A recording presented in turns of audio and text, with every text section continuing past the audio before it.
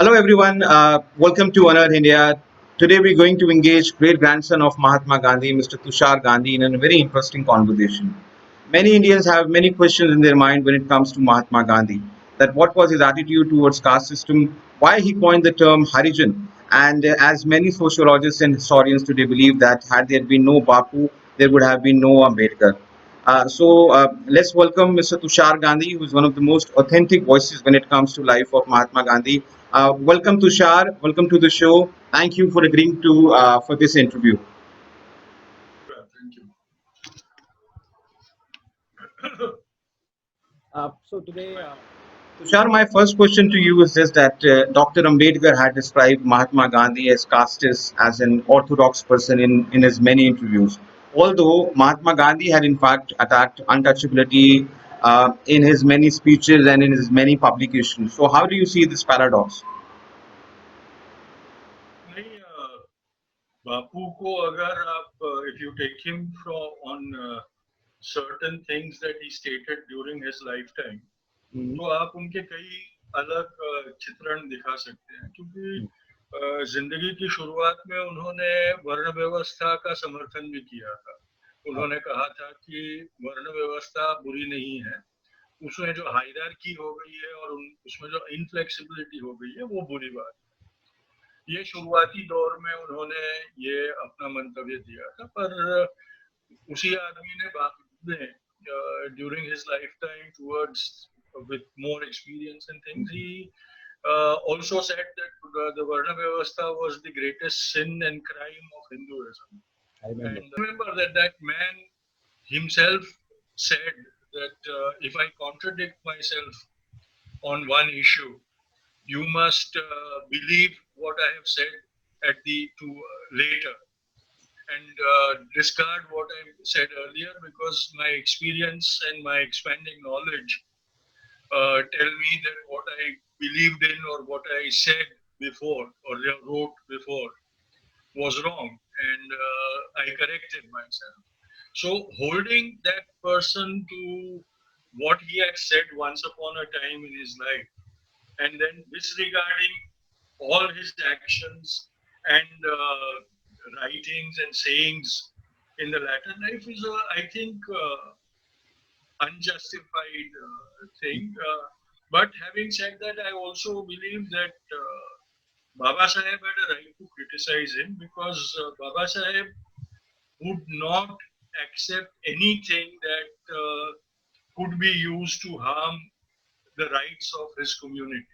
He was focused absolutely on fighting for justice and equality for his community, and that was his life's mission. And so it is also understandable कि बाबा साहेब को ये लगा कि नहीं ये आदमी गलत है और उसने गलत कहा है तो उसकी टीका होनी चाहिए हम लोगों ने बापू की स्तुति में उनको महात्मा बना दिया है और उनकी जो सामान्यत थी सामान्य इंसान की जो उनकी पहचान थी उसको हमने नजरअंदाज कर दिया ये हमारी गलती और हम जब किसी को महात्मा बना देते हैं तो फिर उसकी सारी त्रुटियों पर उसकी कमजोरियों को नजरअंदाज कर देते हैं और ये बापू के साथ सबसे बड़ा अन्याय है क्योंकि गांधी को मोहनदास गांधी के रूप में समझना ज्यादा जरूरी है जब उसे महात्मा बना दो तो फिर आप उसको समझना भी छोड़ देते हैं Mr. Gandhi,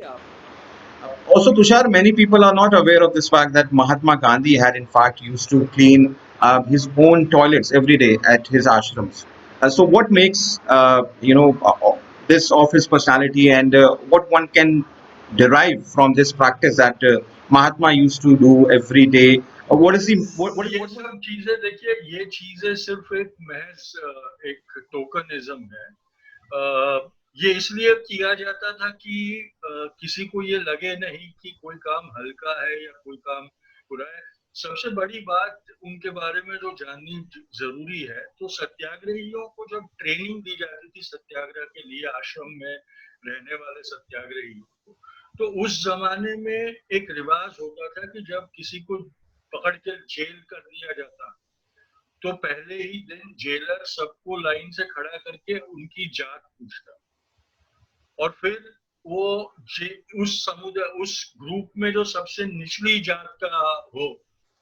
उस जमाने में जेल में बकेट टॉयलेट्स हुआ करते थे, हर सेल में एक बकेट हुआ करती थी जिसको टॉयलेट के रूप में इस्तेमाल किया जाता था, और किसी न किसी को वो उठाकर खाली करके साफ करके वापस लाना होता था। तो जेलर सबसे पहले सब कैदियों को पूछता कि तुम्हारी जात कौन सी है, फिर ये तय करता कि इसमें से सबसे निचली जात का जो हो उसको ये काम दिया जाता था कि जितने टाइम वो जेल में रहे तो वो उन बकेट टॉयलेट्स को साफ करने का काम करता रहे। तो बापू ने सत्याग्रहियों से ये प्रण लिया था कि जब जेल में जाए और उनको उनकी जात पूछी जाए तो उन्होंने voluntarily they should accept, tell the jailer that we don't want it to be done by caste, but I voluntarily take up the duty of cleaning those bucket toilets. और ये महादेव देसाई ने अपनी जीवनी में लिखा है, क्योंकि वो अनाविल ब्राह्मण थे और अनाविल ब्राह्मण ब्राह्मणों में भी काफी ऊंचे माने जाते हैं।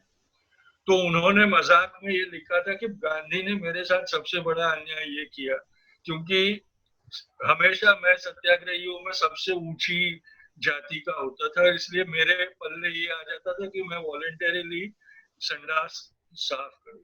तो ये चीजें हमने देखनी चाहिए कि किस तरह से उन्होंने छोटी छोटी बातों को भी जो अर्थ होता उसको अपने लोगों को समझाया था, and the effort was to make them understand that there was no work that was low और no work that was high. No, work was work and everybody was duty bound to do that work. So these were the kind of methods by which he was instilling a belief about the importance of work and the respect for work done, labor. So these are the lessons that I think we should learn. Also, Tushar, many critics of Mahatma Gandhi often accuse him of labeling Dalits as Harijans.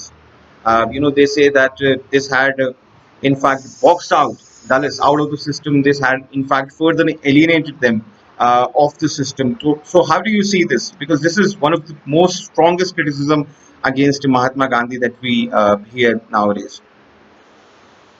देखिए, बापू ने उस वक्त के जो untouchables माने जाते थे उनको हरिजन कहने से पहले ये डिक्लेयर किया कि मैं सबसे पहला हरिजन हूँ, और उन्होंने कहा कि अगर सोसाइटी में सब लोग हरिजन बन जाए तो फिर किसी के बीच में डिस्टिंक्शन रहेगा नहीं, क्योंकि सोसाइटी में देखिए आज आप जब मुझे मिस्टर गांधी कहते हो तो आपका सबकॉन्शियस ये तय करता है कि ये गांधी है तो बनिया होगा। तो हम we are subconsciously hotwired to identify the caste and community of a person right from the introduction. तो बापू ने कहा कि ये सब जो भेद है वो हटा दो, सब हरिजन बन जाओ, कोई बनिया नहीं रहेगा, कोई शूद्र नहीं रहेगा, कोई ब्राह्मण नहीं रहेगा, कोई क्षत्रिय नहीं रहेगा। तो सबसे पहले उन्होंने अपने आप को हरिजन कहा, और अगर मैं मानता हूं कि हरिजन कहने पर उन्होंने सिर्फ महज नाम बदल दिया और उनको वैसे ही रखा, तो आज दलित कौन सा उनको इंटीग्रेट करता है? जब आज दलित की राजनीति चलती है तो दलित कौन सा उनको इंटीग्रेट कर रहा है? दलित को भी तो यूज किया जा रहा है उनकी सेपरेट आइडेंटिटी रखने के लिए। The identity chauvinism works even today. तो अगर हरिजन से आपको ऐतराज है तो दलित से भी ऐतराज होना चाहिए, क्योंकि वो भी तो सेपरेटिज्म बढ़ा रहे हैं। हम एक कहाँ हो रहे? हमने गलती भी की होती तो 70 साल बहुत हो गए उस गलती को सुधारने में, हमने क्यों नहीं सुधारी?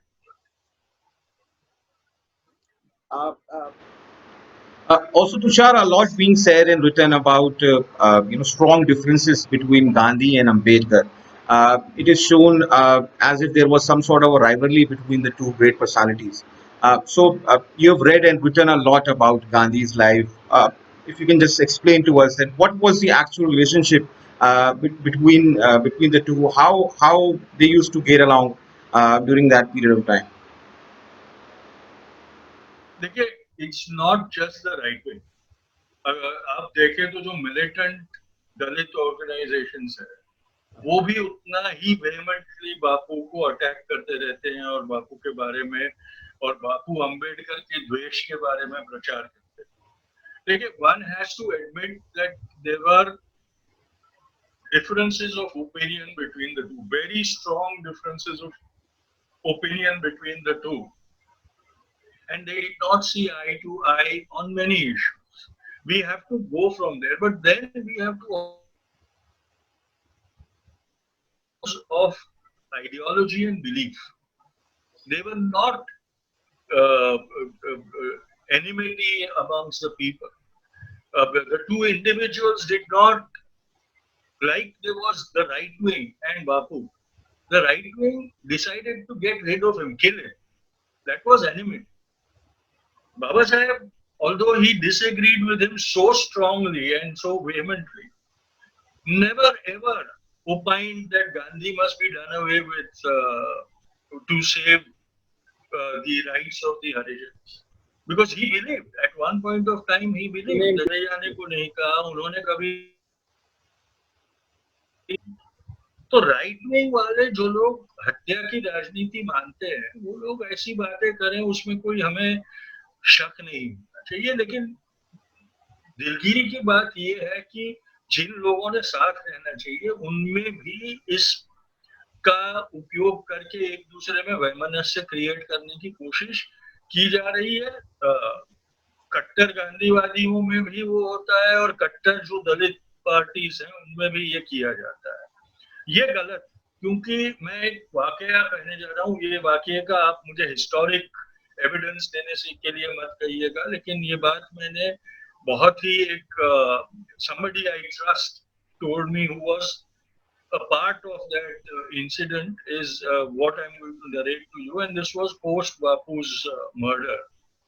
When Pyarelal Nair was living in Delhi, and he narrated till his last day, he narrated this story about how one day while he was traveling in Delhi, his car was intercepted by a ministerial car, and he was signaled to stop.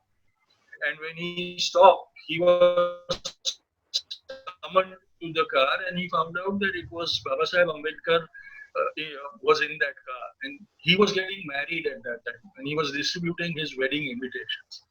And he told Pyarelal Nair, he said, Gandhi had said publicly that I will only attend marriages where one of the parties is of a higher caste and one of the parties of a lower caste, and they get married together. And because of that vow, he did not even attend the weddings of his sons. So he said, I am marrying a girl from a higher caste, and I'm sure if Gandhi was there, he would have attended my wedding. And since I see you as the heir to the Gandhian ideology, I want you to represent Gandhi in my wedding. And he gave him the invitation card addressed to M.K. Gandhi. And Pyarelal Nair said that, I went and attended the reception. For the first time, I attended a reception where, although I was present, I wasn't myself. I was representing a dead man. So this was the kind of respect that they had as persons for one another. And that cannot happen unless deep down under you respect that individual. Deep down under you understand that individual. And it doesn't mean that you cannot have differences of opinion and things with him. The best of relationships, even if you see today, आज भी सबसे सुंदर जो संबंध होते हैं उनमें एक दूसरे के साथ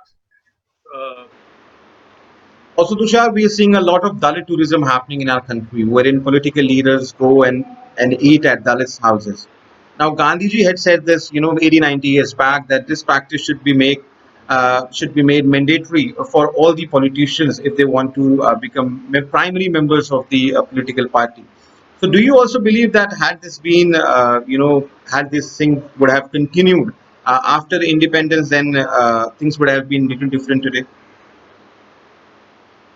अगर सिंसियरली ये चीज फॉलो की जाती, not just as a photo op और इलेक्शन के टाइम पे जाके करने वाली बात, अगर ये सिंसियरली की जाती तो आज भी जो प्रेवलेंट कल्चरल प्रैक्टिसेस हैं वो शायद कहीं जाकर कम हो गई होती, या उनकी जो प्रेवलेंस वो तो जरूर कम हुई होती।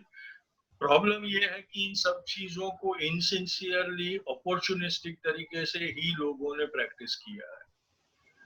कि जाके कैमरा हो तब तक किसी हरिजन के घर पे खाने खाने का ये दिखावा किया जाए, और फिर पता चले कि पूरा खाना कहीं और से बना के डिब्बों में लाया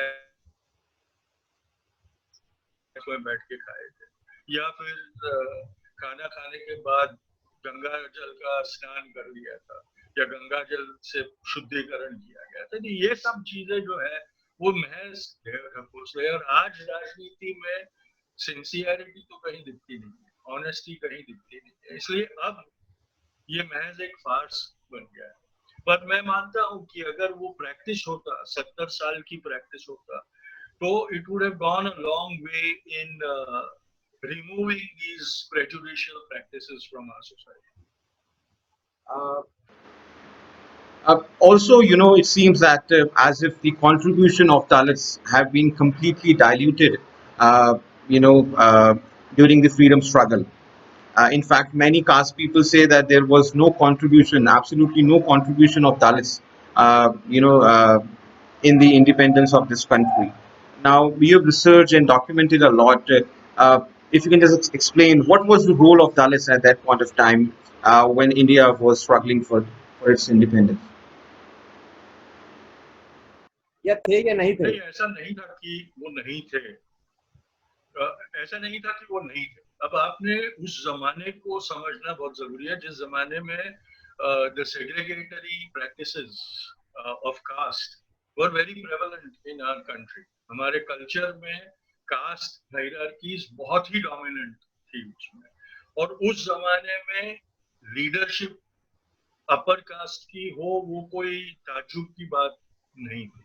लेकिन आप अगर सत्याग्रहियों को देखें, आप लीडरशिप को छोड़ दो, लीडरशिप में भी थे लोग, पर आप लीडरशिप को छोड़ दो, तो हमारी जो सत्याग्रह की, हमारी जो आजादी की लड़ाई थी, वो चाहे वो क्रांतिकारी हो या जो अहिंसक सत्याग्रह की लड़ाई थी वो हो, वो that was the only example of a mixed equal fight.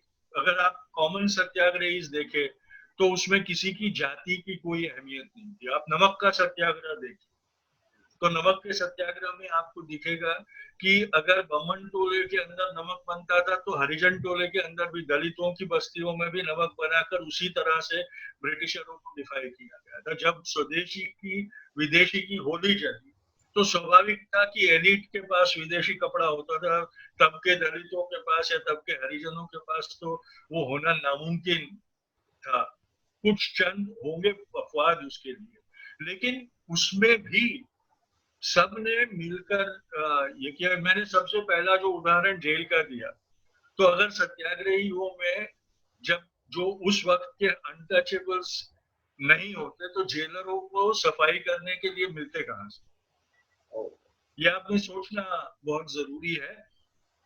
हमारी स्वराज की लड़ाई थी वो ट्रूली इक्वालिटी की लड़ाई थी, जिसमें सबने, जिन जिन लोगों ने हिंदुस्तान की आजादी का सपना देखा उन्होंने अपना किरदार उसमें निभाया, चाहे वो हिंदू हो या मुसलमान हो या सवर्ण हो या हरिजन हो या अछूत हो या जो भी हमारी वर्ण व्यवस्था के घर थे, बिल्कुल उसमें कोई आइडेंटिफिकेशन नहीं था। इसलिए आज हमें वो नहीं मिलता है कि भाई ये हरिजनों का की आजादी की जंग थी और ये सवर्णों की आजादी की जंग थी।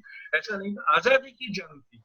जो सब लोग भारत माता को मानते थे, जो सब लोग हिंदुस्तान को मानते थे, जिन लोगों ने आजाद इंडिया का सपना देखा था, वो सब उसमें कुर्बानी दे रहे थे। इसलिए मैं नहीं समझता कि अगर जो टॉप लीडरशिप थी वो उनमें दलित नाम नहीं दिखाई दे रहे थे तो उसे कोई बड़ी बात। उस जमाने की सोसाइटी वैसी थी कि ऑटोमेटिकली लीडरशिप पोजीशन में ये सब बड़े जाति के लोग ही उसमें आए हो, वो स्वाभाविक था। उसमें भी वैसा नहीं था कि सब लोग वैसे ही, उसमें भी लोग थे हर जाति के थे। अगर महाराष्ट्र में आप देखें तो महाराष्ट्र ने जिसने सबसे ज्यादा स्वतंत्रता सेनानियों को दिया था उस काल में, उसमें अभी मैं देख रहा था जब वो स्वतंत्र वीर सावरकर वाली बात चल रही थी, तो किसी ने एक पूरा लिस्ट दिया था कि महाराष्ट्र के सही स्वतंत्र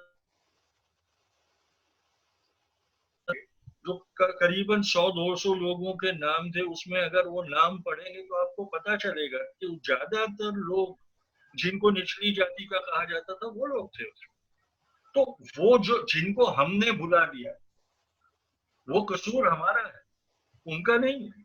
अगर हम बेवफा हैं कि हम हमारे स्वतंत्रता सेनानियों को याद नहीं करते, तो वो कसूर हमारा है, वो कसूर किसी जाति का नहीं है या किसी व्यवस्था का नहीं। तो ये हमने सोचना चाहिए कि हमने क्यों ये। And also, do you believe that there were many unsung heroes like Dalits, Muslims, women, and tribals, who played a very important role during the freedom struggle, but they are nowhere to be found today in public discourse. बहुत है, बहुत है। देखिए, जंग का एक उसूल होता है कि जंग में जब जीत का सेहरा बनता है तो जीत का सेहरा सेनापति के सर पे बंधा जाता है, और जो जीता हुआ सेनापति है उसी को इतिहास याद रखता है। उस जीत के पीछे सामान्य सैनिकों ने जो कुर्बानियां दी होती है उसे कोई याद नहीं। तो यह स्वाभाविक है कि उस लड़ाई में जब जीत हुई तो सेनापति बापू थे तो उनको याद करते हैं। ये ऐसा नहीं है कि बाप ने वैसा इतिहास लिखवाया कि मुझे ही सब लोग याद करें। ये हमारी फितरत है और ये समय की फितरत है। हर एक चीज, हर संस्कृति में जहां पर ऊंच नीच नहीं भी है, आप अमेरिकन रेवोल्यूशन की बात करिए तो वो जॉर्ज वॉशिंगटन को सब याद करते हैं, लेकिन जो सैकड़ों प्राइवेट्स मरे वहां उस लड़ाई में, उनको कौन याद करता है? अगर अमेरिकन सिविल वॉर को याद करे तो सारे जनरलों को याद करते हैं, प्रेसिडेंट लिंकन को याद करते हैं, पर जो फुट सोल्जर्स मारे गए उनको कौन याद करता है? तो ये बात है कि जंग की जीत का सेहरा तो सेनापति के सर पे ही बंधा जाने वाला है, पर उसका कसूर सेनापति का नहीं होता, वो कसूर इतिहास का। अच्छा, Bapu. And also, Tushar, one thing that strongly connects Bapu and Ambedkar is Pune Pact. Which many say actually laid the foundation of caste-based reservations in this country. Now, I want to understand from you that when we look back today, do you think that it was necessary at that point of time, and do you think that this pact has actually served its purpose in true sense? देखिए, उसके लिए सबसे पहले आपने ये देखना पड़ेगा कि जो बाबा साहेब अम्बेडकर ने विजुअलाइज किया था रिजर्वेशन पॉलिसी, क्या वो कामयाब हुई? क्या हमने उसे कामयाब होने दिया?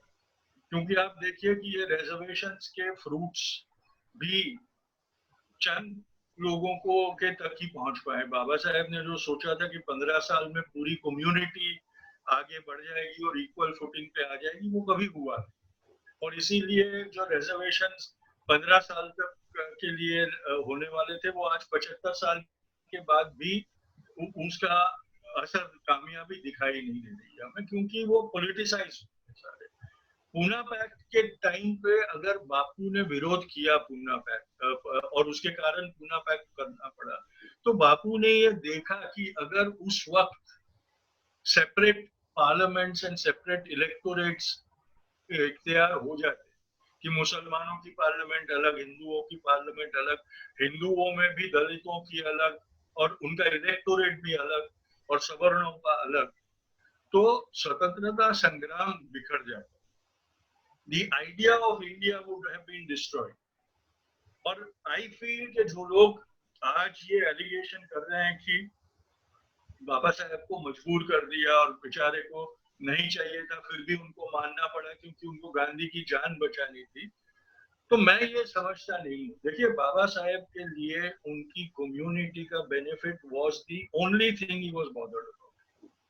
उनकी जो पर्सनैलिटी थी, उस पर्सनैलिटी में मुझे कतई ये नहीं लगता कि अगर उनको लगता कि गांधी मेरी कम्युनिटी के लिबरेशन में अवरोध है, तो वो गांधी से हमदर्दी जताते। वो उससे बुढ़ा मरता है, मरने दो, मुझे कोई दिक्कत नहीं है, मेरी कम्युनिटी का फायदा होना चाहिए। पर जो लोग ये कहते हैं कि बाबा साहेब को ब्लैकमेल करके मजबूर कर दिया गया, वो लोग बाबा साहेब के साथ भी सब बहुत बड़ा अन्याय करते हैं, क्योंकि फिर वो लोग ये कहते हैं, ये कहना चाह रहे हैं, बाबा साहेब पर ये तोहमत लगा रहे हैं कि बाबा साहेब को आजादी की फिक्र नहीं, क्योंकि बाबा साहेब भी जानते थे कि अगर हमको सेपरेट कर देता है अंग्रेज अभी, तो फिर आइडिया ऑफ इंडिया नहीं रहेगा, इंडिया एज अ नेशन नहीं रहेगा। तो फिर क्या वो ये करते कि ठीक है, अब हम दलितों की आजादी के लिए लड़ेंगे, तुम सवर्णों की आजादी के लिए लड़ो, मुसलमान मुसलमानों की आजादी के लिए लड़ेगा, तो हिंदुस्तान कहाँ से, इंडिया कहाँ से? I think Baba Saheb also took a back foot because he realised that if at this moment we went our separate ways, then the idea of India would never exist. And that's where he decided that it is fine. And that is where, when independence happened, Bapu also remembered that for the unified progress of India, we must allow Baba Saheb to take responsibility to shape the document that creates the nation. अब देखिए, what is a nation? Is it a map? Is it a flag? Or is it something that unifies us? And what does unify us today? What does give us the identity of our nation? It is the Constitution. And who drafted that Constitution? The responsibility of the preamble of the Constitution was put on the shoulders of Baba Saheb because it was a necessity at that time. Because only then could it become a unifying document acceptable to everybody. Rajendra Prasad भी equally qualified है, पर राजेंद्र प्रसाद अगर लिखते अकेले में तो लोगों को ये हक हो जाता कहना कि ये बम्बन ने लिखा हुआ कॉन्स्टिट्यूशन है, बम्बनों का कॉन्स्टिट्यूशन। बट जब बाबा साहेब ने ये लिखा तो it was acceptable to everybody, and the community of the segment that Baba Saheb was seen to be representing. I'm saying seen to be representing. Baba Saheb was a national figure. I refuse to give him the identity of his community, but he was seen to be representing a certain people. And in doing that, that whole group of people also subscribed to the idea of India. And that is what gave us the nationhood.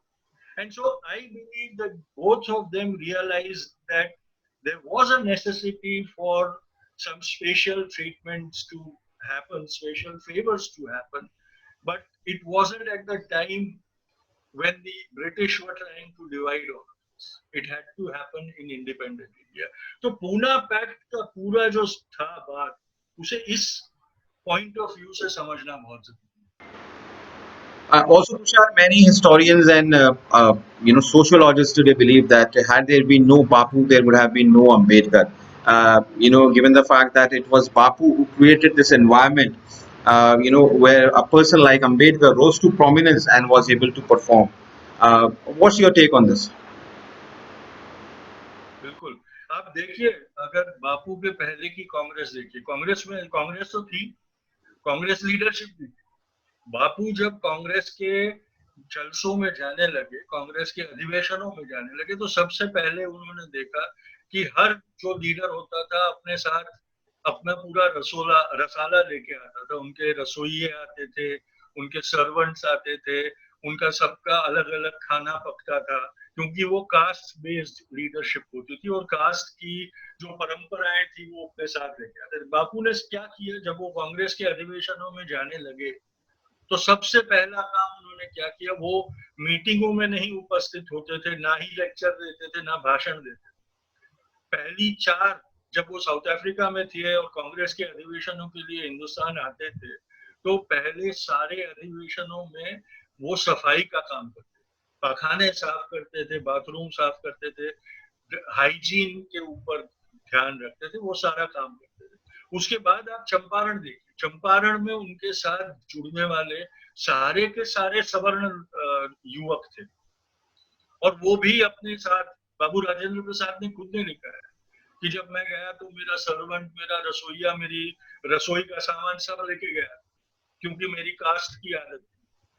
और बापू ने कब मुझे समझाया था कि भाई तुम इन लोगों के ऊपर अन्याय कर रहे हो, तो चंपारण के जो गरीब है जिनके अन्याय के खिलाफ लड़ रहे हैं उसका अधिकार तुमको कैसे मिलता है।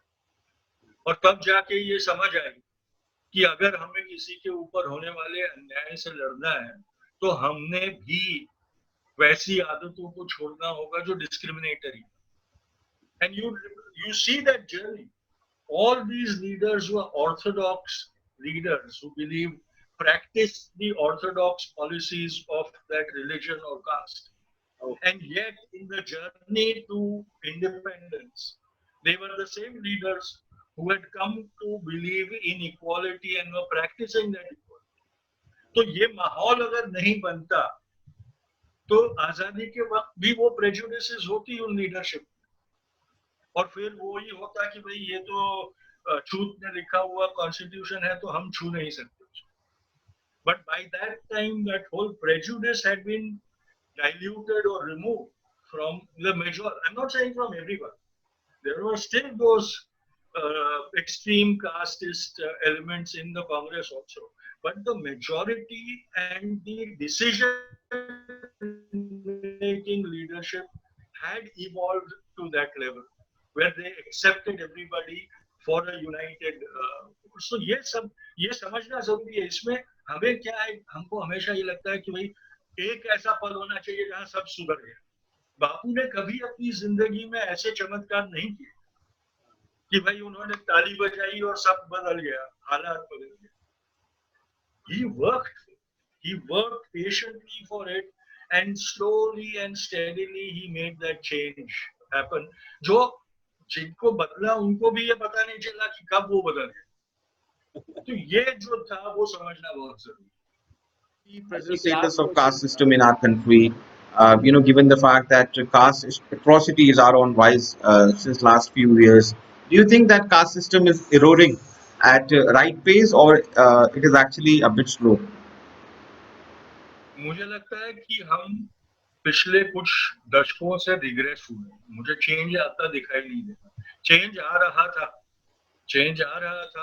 60 के दशके में, 70 के दशके में चेंज आ रहा था, लेकिन 80 के दशके के अंत तक हमने रिग्रेस होना शुरू कर दिया था। और आज जो ये माइग्रेंट क्राइसिस हमें जो लेबरर्स की दिखाई देती है, it is deeply rooted in the prevalence of caste prejudices that have started dominating our society once more, कि हम उनको अधिकार नहीं देना चाहते, उनको सम्मान नहीं देना चाहते, लेकिन क्राइसिस के वक्त उदार होके, दाता का स्वरूप लेके खाने के पैकेट उनको देने में अपनी बड़ाई देख रहे हैं। अब देखिए वो जो बात इस क्राइसिस में है, क्योंकि जब ये क्राइसिस, ये जब पूरी की पूरी एक जन समुदाय लाचार हो गया तो वो हालात तुमने क्रिएट किए। It was because of your not treating them as human beings that they are in that position. Because you never accepted them, that's why they don't feel that it is their home, where they've been working for so many decades and they're fleeing from there. And now by giving them a bottle of water or a packet of food, you are trying to say that, look, I am there for you, come back. I'll again give you a packet of food because now you're worried कि साले ये नहीं आएंगे तो मेरी घर का जब गटर चौक हो जाएगा तो साफ कौन करेगा। खुदगर्जी इतनी हमारी हो गई है। तो मैं आपके साथ सहमत नहीं हूं कि हम प्रोग्रेस कर रहे हैं। मुझे ये बात की फिक्र है कि हम बहुत ही हाई स्पीड पे रिग्रेस हो रहे हैं एज ए सोसाइटी, और जो किया कराया था इतने सालों का शायद वो हम लोग खो बैठे। And the ruling elite today is to be blamed for this resurgence of this system once more, because उन्होंने घृणा की राजनीति की है। आप देखिए कि उन्होंने कितनी पैट्रोनेज मिलती है। जो लोग घृणा की राजनीति कर रहे हैं, घृणा फैला रहे हैं, उनको कितनी पैट्रोनेज मिल रही है। आप बताइए सरकार ने कितनों को सजा दी। हमारे कानूनों में तो है सजा देना, लेकिन सरकार ने सामने से ऐसे जो लोग समाज में द्वेष फैला रहे हैं उनमें से कितनों को उन्होंने सजा दी। अगर कुछ चंद लोगों को प्रोसिक्यूट किया गया है तो वो अदालतों ने किया। सरकार ने नहीं की। नहीं, और मंत्री जब वो ये नहीं करते हैं सब- तब उनका पैटर्न सबसे बड़ा गद्दार तो वही है जो देश के नागरिकों को ही गद्दार बता। लेकिन सब वो अब देखिए वो मानसिकता इतना घर कर गई। वही मैं कह रहा हूँ कि हम रिग्रेस एज अ सोसाइटी हम रिग्रेस कर रहे हैं क्योंकि अब अच्छा आसान हो गया ना, किसी को भी गद्दार करार कर दो तो उसको गोली मारने के लायक हो जाए। आप Thank you, Mr. Gandhi, for this candid and interesting conversation. I'm sure our viewers are definitely going to like this conversation. And therefore, I'm really grateful to you for agreeing to do this interview. Thank you, thank you, thank you. Thank you very much. thank you All so the very best. much. Whenever you're in Delhi, Bye bye. bye bye.